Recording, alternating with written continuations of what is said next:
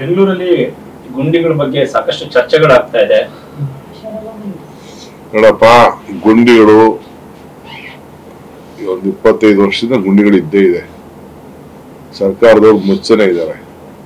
ನಾವು ಈಗ special drive ತೆಗೆದುಕೊಂಡಿದ್ದೀವಿ. ಮಳೆ ಜಾಸ್ತಿ ಆಗಿದೆ, ಸ್ಪೆಷಲ್ ಡ್ರೈವ್ ತೆಗೆದುಕೊಂಡಿದ್ದೀವಿ. ನಿನ್ನೆ ಚೀಫ್ ಮಿನಿಸ್ಟರ್ ಕೂಡ 750 ಕೋಟಿ ರೂಪಾಯಿ ನಾನು ಎಕ್ಸ್ಟ್ರಾ ಕೊಡ್ತೀನಿ ಅಂತ ಕೂಡ ಆಶ್ವಾಸನೆ ಕೊಟ್ಟಿದ್ದಾರೆ.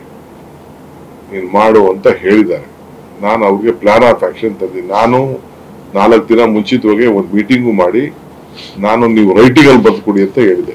ಸೊ ನಿನ್ನೆ ರೈಟಿಂಗ್ ಅಲ್ಲಿ ಬರ್ದುಕೊಟ್ಟು ಡೆಡ್ ಲೈನ್, ಯಾಕಂದ್ರೆ ನಾನು ಮಾತಾಡ್ಬೇಕಾದ್ರೆ ಡೆಡ್ ಲೈನ್ ಬೇಕು ಅಂತ 31ನೇ ತಾರೀಕು ಅಕ್ಟೋಬರ್ಗೆ ಡೆಡ್ ಲೈನ್ ಕೊಟ್ಟಿದ್ದಾರೆ. ಎಷ್ಟು ಗುಂಡಿಗಳನ್ನ ನಾವು ಪೊಲೀಸ್ ಅವ್ರಿಗೂ ಹೇಳಿದೀವಿ. ನಿಮ್ ಟ್ರಾಫಿಕ್ ಅವರು ಎಲ್ಲೆಲ್ಲಿ ಗುಂಡಿಗಳು ನೋಡ್ತೀರೋ ನೀವು ಬರ್ಕೊಡಿ ಅಂತ ಹೇಳಿದೀವಿ. ಪಬ್ಲಿಕ್ಗೆ ಒಂದು ವಾಟ್ಸ್ಆಪ್ ಇದನ್ನ ಹಾಕಿದೀವಿ ನಾವು, ಏನು ಆನ್ಲೈನ್ ಆಪ್ ಹಾಕಿದೀವಿ. ನೀವ್ ಯಾರು ಗುಂಡಿಗಳು ನೋಡಿದ್ರೆ ನಿಮ್ದು ಜಾಗ ನೋಡ್ಬಿಟ್ಟು ನೀವು ಹಾಕಿ ಅಂತ ಹೇಳಿದ್ವಿ. ಸಾರ್ವಜನಿಕ ಹೇಳ್ತಾ ಇದೀವಿ, ನಮ್ಮ ಇಂಜಿನಿಯರ್ಗೆ ಹೇಳ್ತಾ ಇದೀವಿ, ಎಲ್ಲರಿಗೂ ಹೇಳ್ತಾ ಇದೀವಿ. ನಾವು ಯಾರು ಬೇಕಾದ್ರೂ ಕೊಡ್ಬೋದು, ಕೊಟ್ಬಿಟ್ಟು ನಾವು ಅದನ್ನ ಮುಚ್ಚುವಂತ ಕೆಲಸ ಮಾಡ್ತೀವಿ. ಈಗ ಬನ್ನಿ, ನಾನು ಡೆಲ್ಲಿ ನನ್ನ ಮನೆ ರೋಡ್ ನೋಡಿ, ನೀವು 100 ಮೀಟರ್ಗೆ 25 ಗುಂಡಿ ಇದೆ ಡೆಲ್ಲಿಲಿ.